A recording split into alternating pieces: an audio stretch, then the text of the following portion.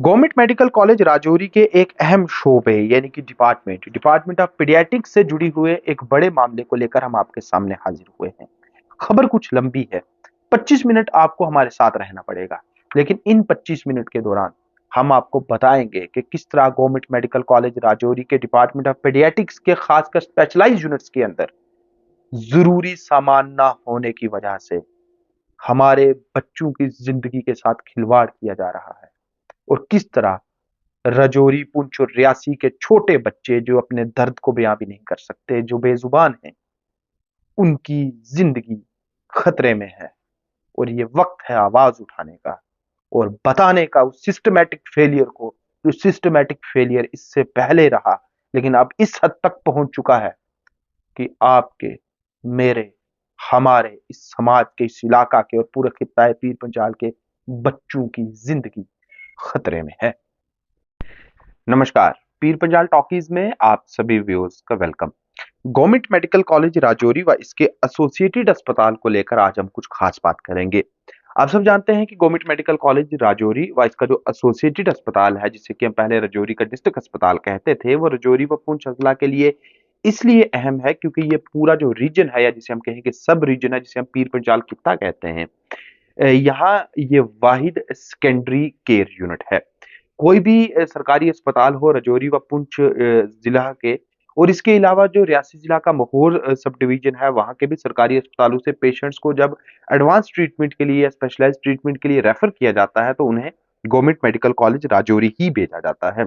और जो लोग, चाहे उसमें सरकारी अफसर हों, चाहे उसमें पॉलिटिकल लोग हों, या कोई भी सिविल सोसाइटी के मेंबर, जो ये सोचते हैं कि वो गवर्नमेंट मेडिकल कॉलेज राजौरी के अस्पताल पे दारोमदार नहीं रखते क्योंकि वो असर रसूख वाले लोग हैं, या फिर उनके पास पैसा है, उनके पास रिसोर्सेज हैं, और वो अपना इलाज तो जम्मू के किसी अच्छे सरकारी या प्राइवेट अस्पताल में करवाते हैं, या दिल्ली चले जाते हैं, चंडीगढ़, जालंधर, अमृतसर, कहीं पे भी चले जाते हैं, तो उन लोगों को हमेशा ये ध्यान में रखना चाहिए कि आप दिल्ली, चंडीगढ़, अमृतसर या जम्मू के किसी अच्छे प्राइवेट अस्पताल में जाके इलाज जब करवाते हैं, तो वो एक रूटीन अपॉइंटमेंट वाला इलाज होता है। जैसे आपको पता है कि 15 दिन के बाद मैंने डॉक्टर को चेक करवाना है या कोई ऑपरेशन करवाना है, तो आप चले जाएंगे बाहर किसी अच्छे प्राइवेट अस्पताल में। लेकिन जिस दिन आपको अचानक इलाज की जरूरत पड़ती है, आपके घर में कोई शख्स अचानक बीमार पड़ता है, कोई सड़क हादसा होता है, कोई और ऐसा हादसा होता है कि फौरी तौर पर उस आदमी को अस्पताल जाना हो, तो भाई साहब आपको भी सबसे पहले जो दरवाजा है वो खटखटाना पड़ेगा गवर्नमेंट मेडिकल कॉलेज राजौरी के एसोसिएटेड अस्पताल का। और फिर अगर आप ठीक रहे, आपको फर्स्ट एड मिला और आप जिंदा रहे, आपकी सांसें चलती रही, तो फिर आप जाएंगे दिल्ली, अमृतसर, जम्मू के किसी अच्छे अस्पताल में, या कुछ लोग जैसा श्रीनगर की का भी रुख करते हैं। बहरहाल आज हम वाहिद एक डिपार्टमेंट को लेकर बात करेंगे, और वो डिपार्टमेंट है जो बच्चों का डिपार्टमेंट है, जिसे कि डिपार्टमेंट ऑफ पीडियाट्रिक्स कहते हैं। इससे पहले मैं आपको ये भी बताऊं कि गवर्नमेंट मेडिकल कॉलेज राजौरी के एसोसिएटेड अस्पताल से जुड़ी हुई खबरें आप आए दिन अलग अलग वेब पोर्टल्स पर, न्यूज पोर्टल्स पर या न्यूज चैनल्स पर देखते हैं। कोई एक इल्जाम लग रहा है, कोई दूसरा इल्जाम लग रहा है, कहीं पे कुछ एक मामला है तो कहीं पे कोई दूसरा मामला है। उनमें से 98% खबर आप हमारे और आपके अपने पीर पंजाल टॉकीज पर नहीं देखते हैं। उसकी वजह यह है कि जो छोटे छोटे मामलात हैं, जिनमें कि आप मान के चलें कि कुछ एक छोटा सा ऐसा मामला है जिसे कि मौका पर हल किया जा सकता है, या जिसे कि मौका पर ही सुलझाया जा सकता है, जिससे कि क्रिटिसिज्म को अवॉइड किया जा सकता है, कोलेटरल डैमेज जो सिस्टमैटिक डैमेज है एक पूरे बड़े इंस्टीट्यूशन को लेकर, उसे अवॉइड किया जा सकता है।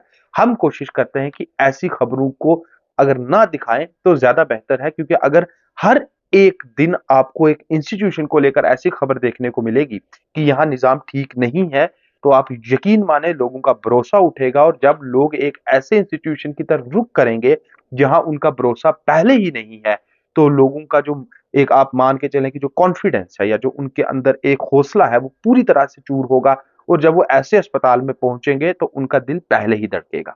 इसलिए हम कोशिश करते हैं कि बेवजह की कंट्रोवर्सी या छोटे छोटे मामला को अवॉइड किया जाए, लेकिन हमने हर वो जरूरी खबर गवर्नमेंट मेडिकल कॉलेज राजौरी के एसोसिएटेड अस्पताल से जुड़ी हुई दिखाई है जो कि सिस्टमैटिक फेलियर को दिखाए, या जिस खबर का एक मास इफेक्ट हो, या हम कहें कि जिस खबर को लेकर जरूरी हो गया है दिखाना, क्योंकि उससे अब बदलाव की जरूरत है।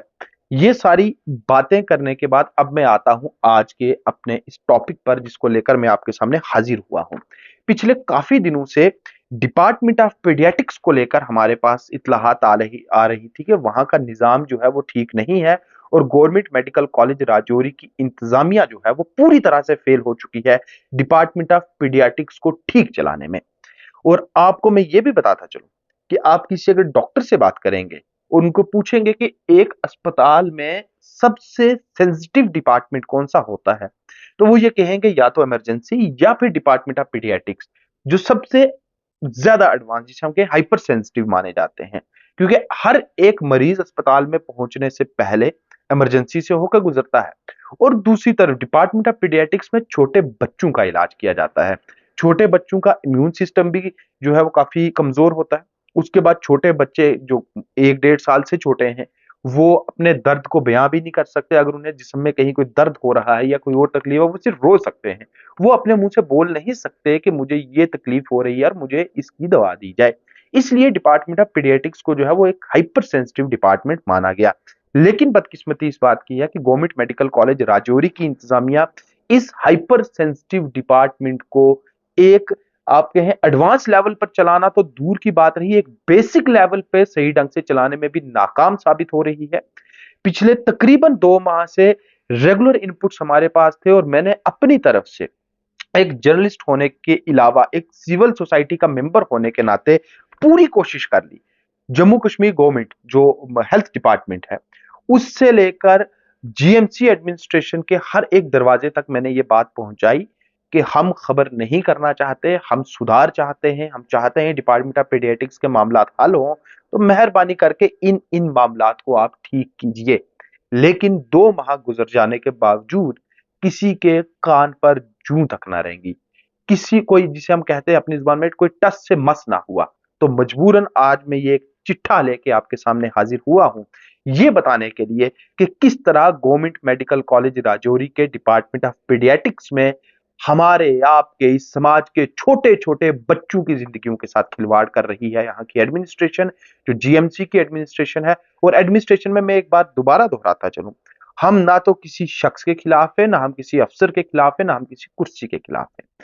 मेरी आवाज, हमारी आवाज अगर उठती है तो वो एक सिस्टमैटिक फेलियर को लेकर उठती है, जिसमें सभी लोग कसूरवार हैं, जिसमें मैं भी हूं, जिसमें यहाँ की सिविल सोसाइटी भी है, जिसमें मेडिकल कॉलेज की एडमिनिस्ट्रेशन भी है, जिसमें पॉलिटिकल रिप्रेजेंटेटिव्स भी हैं, जिसमें वो लोग भी हैं जो रोगी कल्याण समिति के मेंबर हैं और महज चाय पकौड़ा की मीटिंग करके वहां से निकल जाते हैं। हर एक शख्स कम हो या ज्यादा जिम्मेवार है और सबसे ज्यादा जिम्मेवार गवर्नमेंट मेडिकल कॉलेज की एडमिनिस्ट्रेशन है। क्यों मैं कह रहा हूं डिपार्टमेंट ऑफ पीडियाट्रिक्स का निजाम ठीक नहीं चल रहा, आपको मैं बताऊं। जिस दिन गवर्नमेंट मेडिकल कॉलेज राजौरी का क्याम अमल में लाया गया था, डिपार्टमेंट ऑफ पीडियाट्रिक्स पहले दिन से इस अस्पताल में काम कर रहा है। यह डिपार्टमेंट पूरी तरह से एस्टेब्लिश किया गया, जिसे हम कहें कि फुल्ली एस्टेब्लिश डिपार्टमेंट है, जिसमें बाकायदा एक सीनियर प्रोफेसर रैंक के ऑफिसर जो है वो हेड ऑफ डिपार्टमेंट है। उसके बाद उनके आगे एसोसिएट प्रोफेसर, असिस्टेंट प्रोफेसर भी हैं और फिर सीनियर रेजिडेंट व जूनियर रेजिडेंट्स भी हैं। इसमें सबसे बड़ी बात कि फैकल्टी की शॉर्टेज जो है, जिसे गवर्नमेंट मेडिकल कॉलेज राजौरी की एडमिनिस्ट्रेशन पब्लिक सर्विस कमीशन के थ्रू हल नहीं कर पाई है। एक प्रोफेसर, एक असिस्टेंट प्रोफेसर व एक एसोसिएट प्रोफेसर, इसके अलावा वहां पे जो और जरूरत है असिस्टेंट प्रोफेसर व एसोसिएट प्रोफेसर की पोस्ट को क्रिएट करने से जुड़ी हुई या फिर नए सिरे से इस डिपार्टमेंट की फैकल्टी को बढ़ाने की, उसमें कोई भी पेशरफ आज तक नहीं हो पाई है। और यही वजह है कि रेगुलर यहाँ सिर्फ 3 लोग हैं। उसके बाद जूनियर रेजिडेंट्स की भी यहाँ पे जबरदस्त किल्लत चल रही थी। हालांकि पिछले ही हफ्ते यहाँ 2 से 3 नए जे जो हैं वो पोस्ट किए गए हैं। सीनियर रेजिडेंट व उसके अलावा जो बाकी यहाँ पे जिस तरह के डॉक्टर्स की फैकल्टी होनी चाहिए, वो ये माना जाता है कि 40 से 45% वो फैकल्टी कम है, जिसकी वजह से manpower, doctor manpower कम होने की वजह से जो जरूरत के मुताबिक इलाज है वो कई बार नहीं मिल पाता। लेकिन फैकल्टी शॉर्टेज मामला नहीं, जो असल मामला है वो मैं अब आपको बताऊं। गवर्नमेंट मेडिकल कॉलेज राजौरी के डिपार्टमेंट ऑफ पीडियाट्रिक्स में अलग अलग कंपोनेंट्स हैं। सबसे पहला कंपोनेंट है एक जनरल वार्ड, जहां पर कि एक मामूल के मुताबिक बच्चे का इलाज किया जाता है। वहां पे नॉर्मल बेड्स लगे हुए हैं, बच्चों का इलाज किया जाता है। लेकिन जो असली परेशानी है वो इसके कुछ स्पेशलाइज्ड कंपोनेंट्स को लेकर है। डिपार्टमेंट ऑफ पीडियाट्रिक्स में, और जो हर एक अस्पताल के अंदर जिस तरह से होते हैं, एक SNCU है, जिसे कि हम सिक न्यूबॉर्न केयर यूनिट कहते हैं। जब भी कोई बच्चा पैदा होता है, पैदा होते ही या उसके अगले कुछ घंटों में या कुछ दिनों में अगर उसे कोई तकलीफ होती है, कुछ मेडिकल इशू होता है, चाहे वो प्री मैच्योर बच्चा हो, मैच्योर बच्चा, अगर उसके बाद उसको कोई इशू होता है या फिर जन्म के वक्त उसे कोई तकलीफ होती है, तो डॉक्टर्स उसे सिक न्यूबॉर्न केयर यूनिट में रखते हैं, जिसे कि SNCU कहा गया। जो हम बड़े अगर कहीं अस्पताल में जाके स्पेशलाइज्ड ट्रीटमेंट के लिए ICU, इंटेंसिव केयर यूनिट में दाखिल होते हैं, जिस तरह बच्चों के लिए SNCU नाम का एक कंपोनेंट है। उसके बाद PICU, पीकू, जिसे कि हम पीडियाट्रिक्स इंटेंसिव केयर यूनिट कहते हैं। इसमें न्यूबॉर्न से लेकर 3-4 साल तक के बच्चों को भी रखा जाता है। अगर कोई भी बच्चा इस तकलीफ में है कि उसे इंटेंसिव केयर यूनिट ट्रीटमेंट या हम कहें कि मेडिकल हेल्प की जरूरत है, उसे जिस ICU में रखा जाता है, जो कि एक जो हम अडल्ट ICU की तरह ही तैयार किया जाता है, उसे पीकू कहते हैं, जो कि पीडियाट्रिक इंटेंसिव केयर यूनिट होता है। लेकिन जो तकलीफ है वो सबसे ज्यादा SNCU में है, जिसे कि स्पेशल माफ कीजिए सिक न्यूबॉर्न केयर यूनिट कहा गया। और तकलीफ इस हद तक है कि यहाँ सिर्फ 20 बेड हैं, जबकि यहाँ एक आम दिन 40 से 45 बच्चे होते हैं। और कई बार वर्कलोड या हम कहें कि रश इतना बढ़ जाता है कि बच्चों की तादाद 50 से भी पार हो जाती है। आप खुद अंदाजा लगाएं। एक नए जन्मे बच्चे को इम्यूनिटी के हिसाब से हाइपर सेंसिटिव माना जाता है। डॉक्टर्स ये कहते हैं कि नए जन्मे बच्चे को कोई हाथ भी ना लगाए, कोई उसके पास भी ना आए, क्योंकि अगर जरा सा भी माइक्रोबियल इफेक्ट हुआ, उसके पास कोई बैक्टीरियल या वायरल जो इन्फेक्शन है वो पहुंची, तो बच्चा बीमार पड़ेगा। और कई बार तो बच्चा इस हद तक बीमार पड़ता है कि या तो वो हम कहें कि सिक हो जाता है, बहुत ज्यादा क्रिटिकल हो जाता है, और कई बार तो ऐसे बच्चे बदकिस्मती से हाथों से भी गंवाने पड़ते हैं। और एक ऐसा बच्चा जिसके लिए डॉक्टर कहते हैं कि आप उसे छुए भी ना, और यहाँ गवर्नमेंट मेडिकल कॉलेज राजौरी के सिक न्यूबॉर्न केयर यूनिट में, जहां एक बिस्तर पे एक बच्चा होना चाहिए, वहां दो तो एक मामूल के मुताबिक होते हैं, कई बार 3-3 बच्चे एक एक बिस्तर पे आपको देखने को मिलेंगे। अब आप बताएं कि अगर उन 3 बच्चों में से किसी एक बच्चे को कोई वायरल इन्फेक्शन था जिसके लिए उसे वहां एडमिट करवाया गया, और दूसरे 2 बच्चे या दूसरा एक बच्चा जो उसके साथ वहां उस बेड पे को शेयर करवाया गया, अगर वो बच्चा किसी और बीमारी को लेकर वहां पे आया और उसको वायरल इन्फेक्शन नहीं था, और पहले वाले बच्चे से उसको वायरल इन्फेक्शन हुआ और कल को उसकी जान चली गई, तो जिम्मेवारी किसकी है?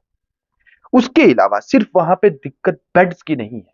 SNCU में, जहां पर कि आज की तारीख में गवर्नमेंट मेडिकल कॉलेज के SNCU में 50 बेड होने चाहिए, वहां 20 बेड हैं।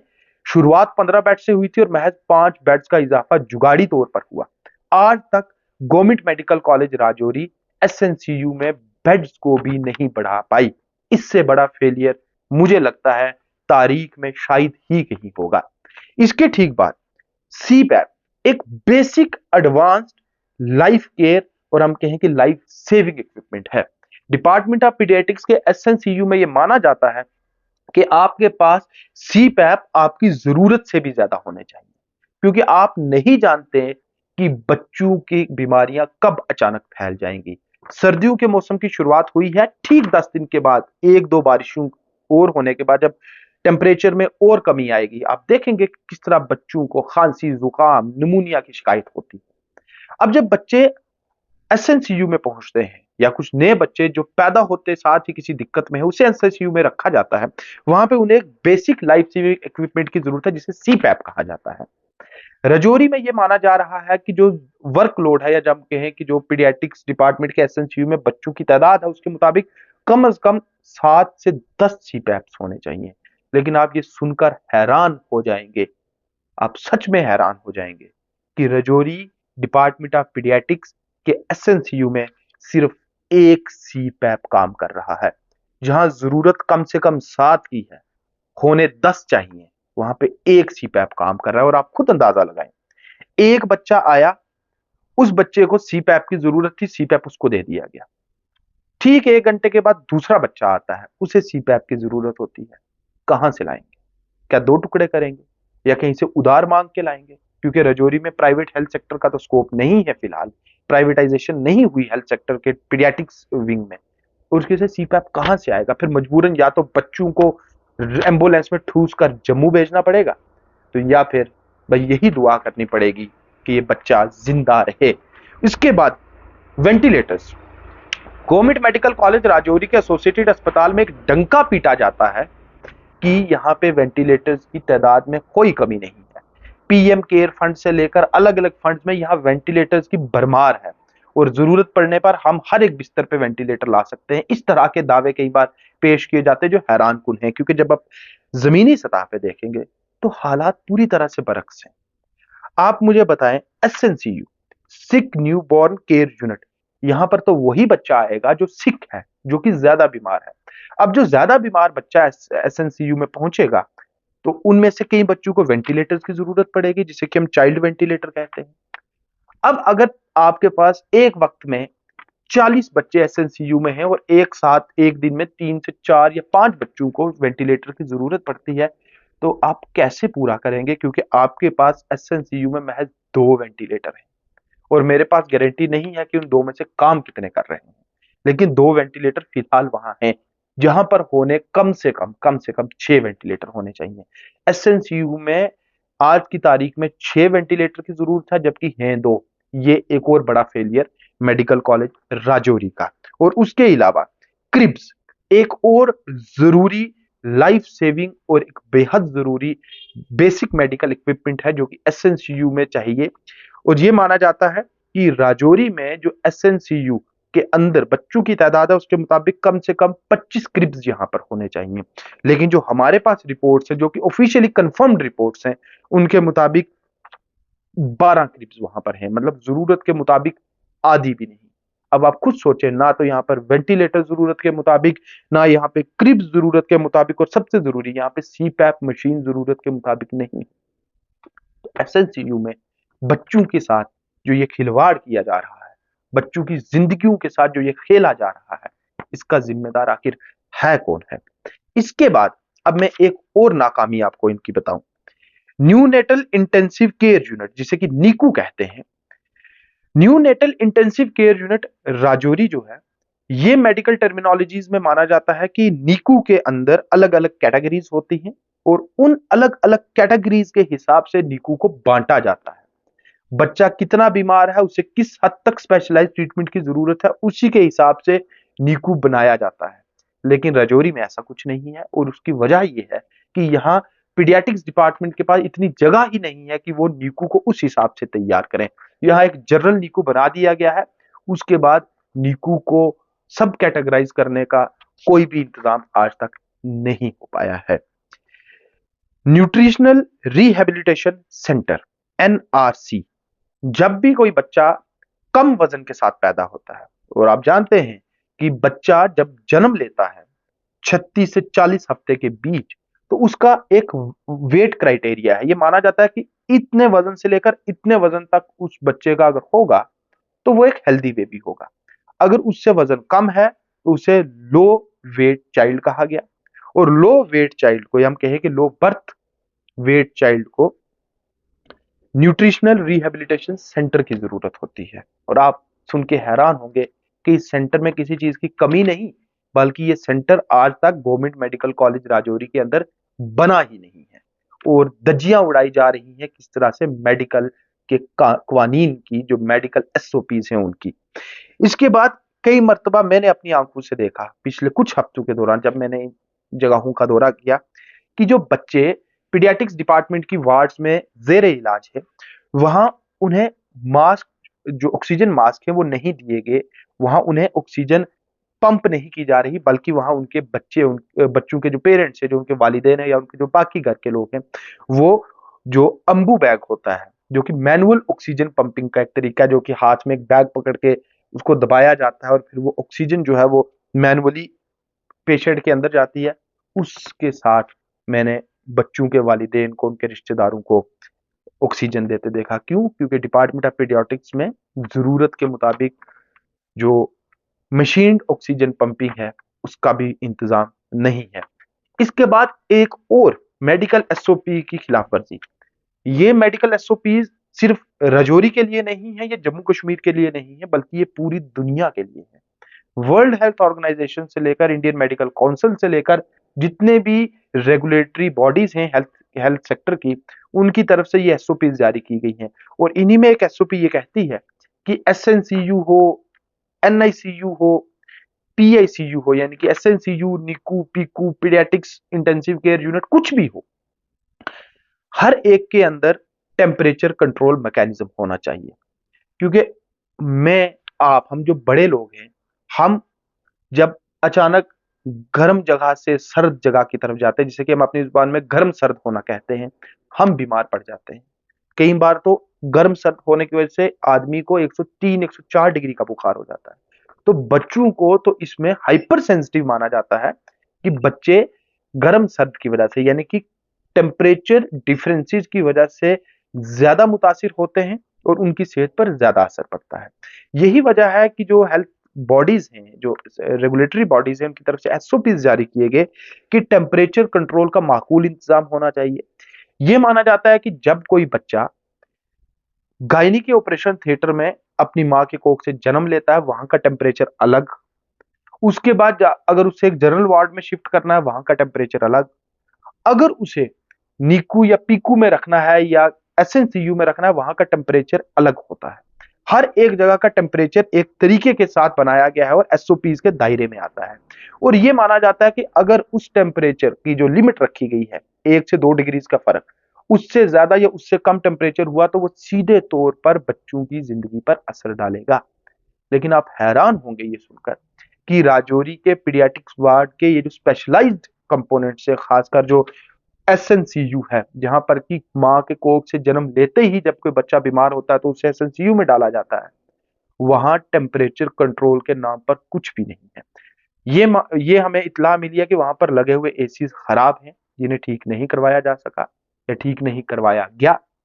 वहां पर लगे हुए एसी हॉट एंड कोल्ड नहीं है, जिसकी वजह से वो गर्मियों में तो अपना काम अगर चलेंगे तो कर लेंगे, लेकिन सर्दियों में वहां टेम्परेचर बढ़ाने का कोई तरीका नहीं है। और यही वजह है कि गर्मियों के मौसम में गवर्नमेंट मेडिकल कॉलेज राजौरी के डिपार्टमेंट ऑफ पीडियाट्रिक्स के बैनर तले चलने वाले एसएनसीयू में टेम्परेचर 40 डिग्री से ऊपर चला जाता है और ह्यूमिडिटी बढ़ जाती है, और इतनी बढ़ती है कि वो मेडिकल एसओपीज में जो एक दायरा है उससे 10 गुना ज्यादा होती है। और सर्दियों के दिनों में वहां कपकपाने वाली ठंड होती है, जबकि बच्चों के लिए वहां टेम्परेचर जो है वो एक लिमिट के मुताबिक होना चाहिए, लेकिन वैसा नहीं है।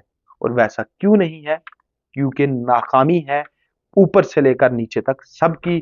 कोई भी जो है वो उन चीजों की तरफ ध्यान नहीं दे रहा जो बच्चों की जिंदगी के साथ सीधे तौर पर खिलवाड़ हैं।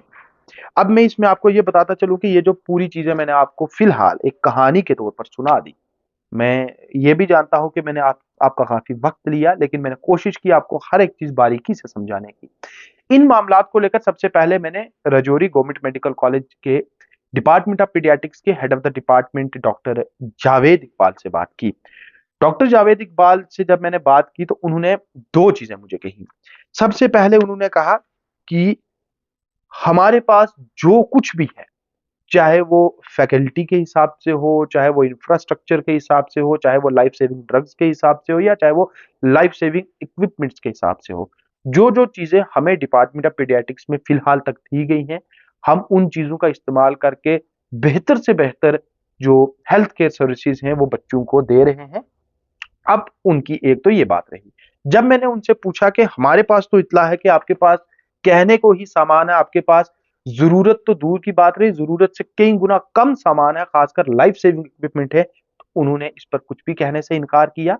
और डॉक्टर जावेद इकबाल जो कि हेड ऑफ द डिपार्टमेंट है, डिपार्टमेंट ऑफ पीडियाट्रिक्स के, उन्होंने कहा कि आप इस मामले को लेकर जीएमसी राजौरी की एडमिनिस्ट्रेशन से, खास करके प्रिंसिपल साहब से व मेडिकल सुपरिटेंडेंट साहब से बात करें, क्योंकि सामान कम है या ज्यादा है इस पर बोलने का इख्तियार उनको है, मैं इस पर आपके साथ कोई भी बात नहीं कर सकता। लेकिन उन्होंने दोबारा ये बात दोहराई कि मेरे पास जो कुछ है, मेरे स्टाफ के पास जो कुछ है, हम उसमें बेस्ट पॉसिबल सर्विसेज दे रहे हैं जितना हमसे हो सकता है। अब उनकी बातों से इस चीज का अंदाजा आप जरूर लगा सकते हैं कि एक लाचारी सी उन्होंने अपनी तरफ से बयां करने की कोशिश की। अब ना जाने वो ऐसा है क्यों, क्योंकि अगर तो शॉर्टेज नहीं है वो जरूर कहते कि हमारे पास किसी चीज की कमी नहीं है, हर एक चीज पूरी है, आप झूठी खबर दिखा रहे हैं। लेकिन उन्होंने वो भी नहीं कहा और उन्होंने किसी चीज को तस्लीम भी नहीं कहा, बल्कि उन्होंने ये कह दिया कि आप जीएमसी राजौरी की एडमिनिस्ट्रेशन से बात कीजिए। कुछ मेरे जो अपने सोर्सेज हैं डिपार्टमेंट ऑफ पीडियाट्रिक्स के इर्द-गिर्द। उन्होंने मुझे बताया कि डिपार्टमेंट ऑफ पीडियाट्रिक्स की तरफ से पिछले 2 सालों के दौरान कम से कम 20 बार चिट्ठियाँ लिखी गई हैं, जम्मू कश्मीर हुकूमत से लेकर नीचे तक, हर एक को, कि हमें सामान की अशद ज़रूरत है, लेकिन उस पर कोई तवज्जो नहीं फरमाई गई। अब उसमें एचओडी डिपार्टमेंट ऑफ पीडियाट्रिक्स ने क्यों बात जो है वो घुमाने की कोशिश की, ये वो ही बेहतर बता सकते हैं। लेकिन मैं ये उम्मीद करता हूँ कि जो सामान है, उसे हासिल करने में हम अगर हम उनकी मदद कर पाएँ, तो हम इसमें अपनी खुशकिस्मती समझेंगे। अब मैं आपको इसमें एक और चीज़ बताऊँ कि मैंने गवर्नमेंट मेडिकल कॉलेज राजौरी के इंचार्ज प्रिंसिपल जो हैं, डॉक्टर एएस भाटिया, जो कि जीएमसी जम्मू के एक सीनियर फैकल्टी मेंबर हैं और पिछले तकरीबन 2 सालों से उनके पास जीएमसी राजौरी के प्रिंसिपल के तौर पर इज़ाफ़ी चार्ज है। कुछ दिन पहले बाबा गुलाम शाह बादशाह यूनिवर्सिटी के अंदर चल रहे एक प्रोग्राम में मेरी उनसे बात हुई थी। उस बात के दौरान मैंने उनके सामने ये मामलात रखे और मैंने तब उनको कहा था कि हमारे पास जो खबरें हैं, उनके मुताबिक आपका डिपार्टमेंट ऑफ पीडियाट्रिक्स बच्चों के लिए कोई अच्छाई नहीं ला रहा, बल्कि वहाँ बच्चों की सेहत के साथ सिरासर खिलवाड़ किया जा रहा है और वहाँ सामान का इतना फुकदान है, इतनी शॉर्टेज है कि वहाँ बच्चों की ज़िंदगी पर बन रही है। आप क्यों खामोश तमाशाई हैं? आप क्यों इस पर कुछ नहीं कर रहे? तो पहले तो मैं थोड़ा हैरान भी हुआ, क्योंकि कुछ चीज़ों के बारे में उन्होंने कहा था कि मुझे तो मालूम ही नहीं है। लेकिन जब हमने काफ़ी अच्छे तरीके से उनके सामने चीज़ें रखी और उनको बताया कि आपके डिपार्टमेंट ऑफ पीडियाट्रिक्स में सामान की वजह से हर एक चीज़ मुतासिर हो रही है और आपको इमीडिएट इंटरवेंशन करके इन सामान को मुहैया करवाना चाहिए, क्योंकि वहाँ बच्चों की ज़िंदगी खतरे में है। तो उन्होंने ये यकीन दहानी करवाई थी कि मैं बहुत जल्द जो है वो इसमें हर एक ज़रूरी कदम उठाऊँगा और आपको बेहतरी खुद नज़र आएगी। अब उस हमारी उनके साथ बात हुए आज तकरीबन 12 दिन हो चुके हैं और हम उम्मीद करते हैं कि अगले 1 हफ्ते या डेढ़ हफ्ते में कुछ एक तब्दीलियाँ हमें नज़र आएँगी। अगर आईं तो हम क्रेडिट लेकर फिर हाज़िर होंगे, नहीं आई तो हम इसी तरह नाकामी दिखाने के लिए फिर हाज़िर होंगे। लेकिन मैं आपको ये बताता चलूँ आखिर में कि आज की ये खबर दिखाने का मकसद किसी को तनकीद करना, क्रिटिसाइज़ करना, किसी पर उँगली उठाना नहीं है, बल्कि एक सिस्टमैटिक फेलियर दिखाना है। जो सिस्टमैटिक फेलियर पर्दे के पीछे था, क्योंकि पर्दे के आगे तस्वीर दिखाई जाती है कि सब अच्छा है, लेकिन पर्दे के पीछे सब अच्छा नहीं है। और मैं गुज़ारिश करूँगा गवर्नमेंट मेडिकल कॉलेज राजौरी की इंतज़ामिया से, जम्मू कश्मीर हुकूमत के महकमा सेहत से, कि मेहरबानी करके कम अज़ कम गवर्नमेंट मेडिकल कॉलेज राजौरी के एसोसिएटेड अस्पताल के अंदर उन लोगों के साथ, उन छोटे बच्चों की ज़िंदगी के साथ खिलवाड़ मत कीजिए, जो बेज़ुबान हैं, जो अभी बोल भी नहीं पाते, जो अपने जिस्म में होने वाले दर्द को दिखा भी नहीं पाते, उसको बयाँ भी नहीं कर पाते। आप लोग उनकी ज़िंदगी के साथ खिलवाड़ कर रहे हैं। सब माफ़ करेगा, लेकिन ऊपर वाला कभी माफ़ नहीं करेगा। शुक्रिया।